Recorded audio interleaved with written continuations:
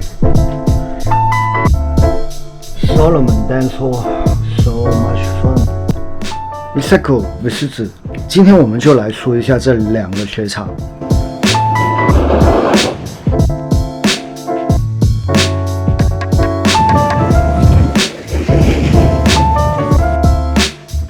那首先分享一下我对这两个雪场的绝对主观感受。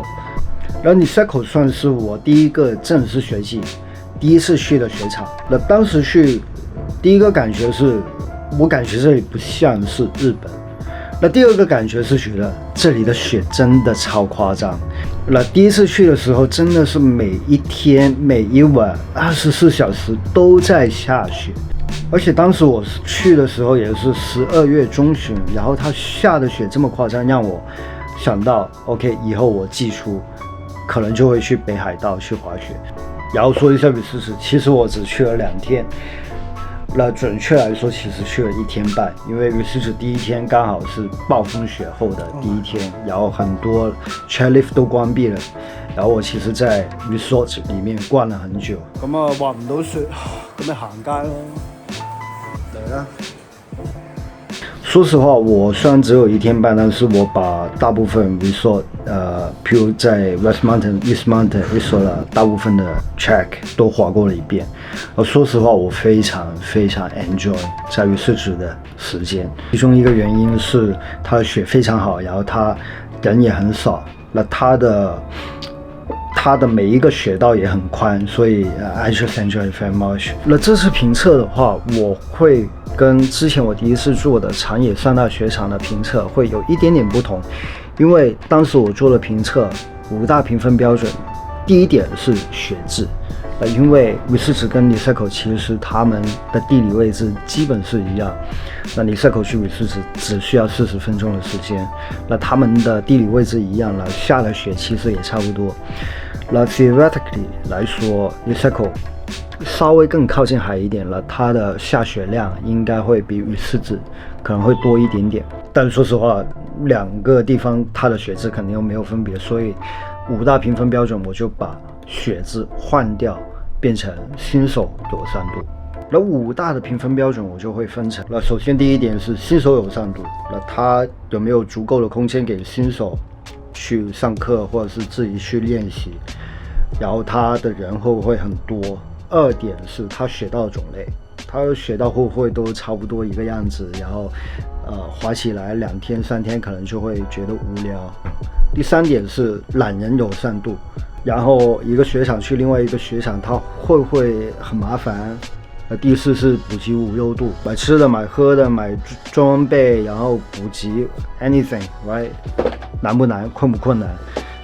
第5點私人雪道指數，就是顧名思義人多不多。 OK let's start。 那首先我們講一下 Niseko 對新手友不友好。首先我也要簡單介紹一下 Niseko 並不是一個雪場， Niseko 是一個地方，它有4個雪場，那它包括了最大的 Hirafu， 然後 Hirafu 跟旁邊的花園 Hanasono 一個小的雪場是共連的共通的，然後第3個是 Niseko Village， 然後最邊邊的那一個就是 Anupuli。 那我可以非常明確的說Niseko 裡面最受歡迎最大的 Hirafu 並不適合新手去練習。我蠻記得當我滑的時候人最多的就在下面的一條叫 Family Run， 然後這一條其實它很窄，然後也有很多新手坐在那個雪道裡面，其實它的雪道的寬度真的不太適合新手去練 S-turn， 然後我覺得 Hirafu 也沒有足夠的綠線可以讓新手去做更多的練習。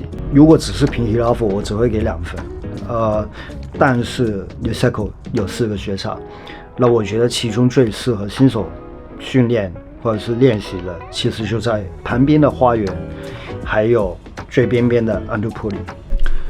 那我覺得花園其中一個比較好的點是它的 gondola， 它在第一站可以下車，然後在第一站下車之後你就會有一個相對比較長然後也很寬的一個路線，可以讓新手去練習。那花園我覺得在运力来说，然后在空间来说，对新手还是蛮友好的。然后第二个地方就是 Anupuli 其实在 Niseko 整个氛围里面相对来说是比较像日本本地的一个雪场。然后山的下半段其实蛮适合新手去训练。第一个是 Anupuli 相对花园还有 Hirafu 来说人比较少，然后它的雪道的宽度也足够，然后我觉得新手去那边训练去练习也是蛮不错的一个选择。所以综合来说，我会给 Niseko 新手友善度4分 OK。流透度的话，它其实有3座山，那等会在雪道种类下一步的时候，我会慢慢细说。那主要新手我会觉得比较适合在西山 West Mountain 那边。那西山的话，就会有一些还不错，应该大概有1点多公里左右的绿线可以给新手去练习。那所以它的滑下来的感觉，我觉得跟在花园差不多，但因为我觉得V40相对来说人比较少，那所以我会给高一点的分数，所以我会给V40新手友善度4.5分。好，到我们的第二部分，雪道种类，我就要先说一下这2个雪场。Niseko V40它的一些基本资料。那 Niseko 这4个雪场加起来，它的大小跟长野的野泽差不多大。那这四个雪场，我会说他们也有自己的特色，然后地形也相对比V40会相对来说比较丰富一点。那这4个雪场里面，我觉得相对比较难的就是 Hirafu， 然后 Hanasono 它其实难度也不低，那当然它会有一些新手在 base 这边有一个蛮长的绿线，那上面都是一些蛮陡的红线。那 Niseko Village 它会相对窄一点，然后有比较多的 cat track， 然后 Anupuli 我会觉得比较适合新手。不得不提就是 Niseko 特有的 gate system， 那你可以透过去不同的 gate 可以滑到不同的 side country back country。那说实话，因为我对自己的技术还不够信心，其实我没有滑到一个 gate， 我本来想去 Anupuli 的 gate 7，相对来说是一个比较适合 beginner 去做一个入门的 back country 的一个滑行，但是没有时间去。然后在Hanasono 那边也有 park， 但我找不到，那可能时间太早还没有建成。Niseko 在日本来说，作为一个差不多是全日本其中一个最大的resort， 然后我觉得它的地形真的提供蛮多类型的，然后你很轻松就算你不去一些道外，你在道内，譬如 Strawberry， 然后在 lift 下面的一些 off piste 也可以找到一些非常好的粉雪。所以说雪道种类的话， Niseko 肯定不会让你失望。所以 Niseko 的话，我会给满分5分 ，5 out of 5 yes。那V40的话，它的大小大概是200多公顷，那在日本来说也算是一个中型或者是中大型的一个度假村。但给我的感觉是 V40真的是会，它的山比 Niseko 要小不少，然后说实话，在道内的话，它滑下来，虽然我真的 enjoyed it very very very much， just like V40。I prefer V40， 但是说实话，它就算是在 East Mountain 或者是 Isola， 那它滑下来再到内的话，它感觉真的是有点相似。那其中 V40 跟 Niseko 比较大不一样，它没有 gate system， 你是随意可以进出不同的 back country、side country、off piste， 那它的自由度会高一点。但无可争议的事实是 V40 我觉得相对 Niseko 是种类没有这么多，它的地形也没有这么丰富。那它的红线给我感觉不是特别陡，那我觉得可能是在长野里边已经算是绿线，而我觉得蛮适合一些 high end beginner 或者是 low end intermediate 在那边红线滑，应该也是滑得蛮开心。那所以V40的话，我会给3分，3 out of 5。OK， 我们到下一个部分，懒人友善度。那这一部分主要是讲这个通勤，那主要看你是住在哪个地方了。那说实话，Niseko 提供了蛮多 Skin Ski Out 的 hotel， 不管你是住在安努普里，你住在 Niseko Village， 你住在 Hilafu， 你住在花园，都有 Skin Ski Out 的 hotel。那特别是在 Hilafu， 比如我住的 Prince Hotel， 它其实价格没有非常的高，但已经提供了这个 Skin Ski Out。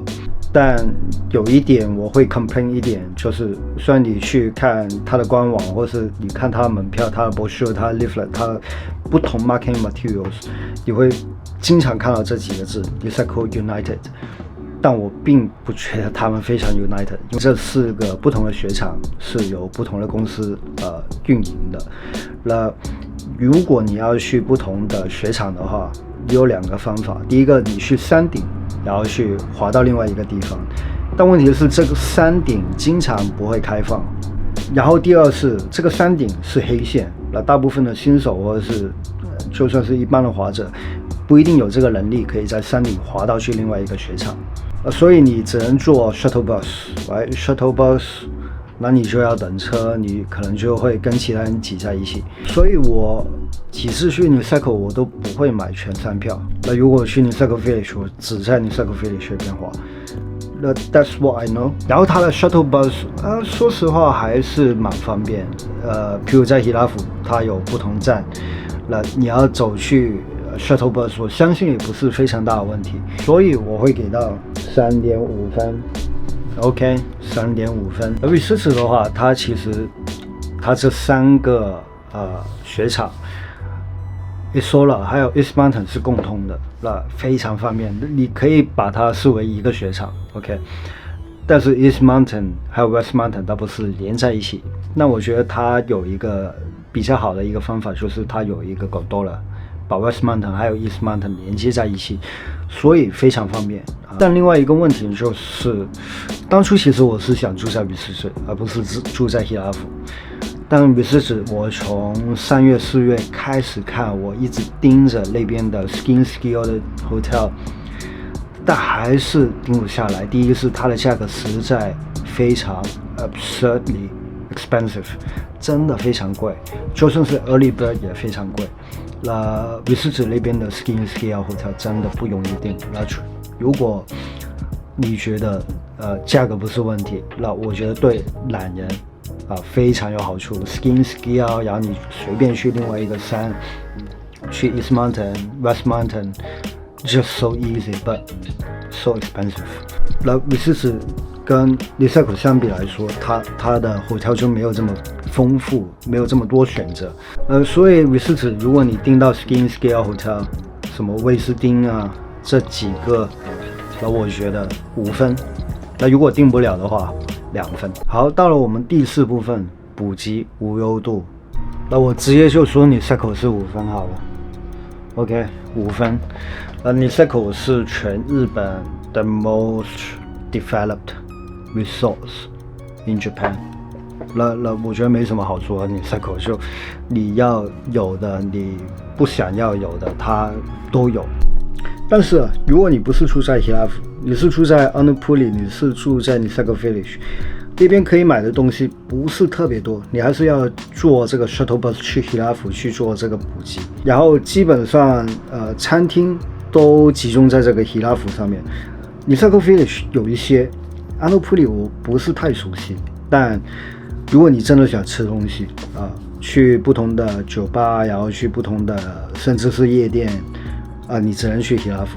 那所以如果你住在 Hilafu， 那绝对是5分。那 Research 的话其实非常相似。那如果你是住在他们 Skin Ski Out 的酒店，你住在他们的威斯汀，那里面跟如果大家去过苗场的话，其实非常接近。那里面会有不同的餐厅，然后有不同的雪具店，然后有便利店，有专卖店，有纪念品店，甚至是有摊位游戏，有主题公园。那是一个 fancy 版的 fancy version 的苗场，所以我会给5分。但前提你要住在那边的 Skin Ski Out 的饭店。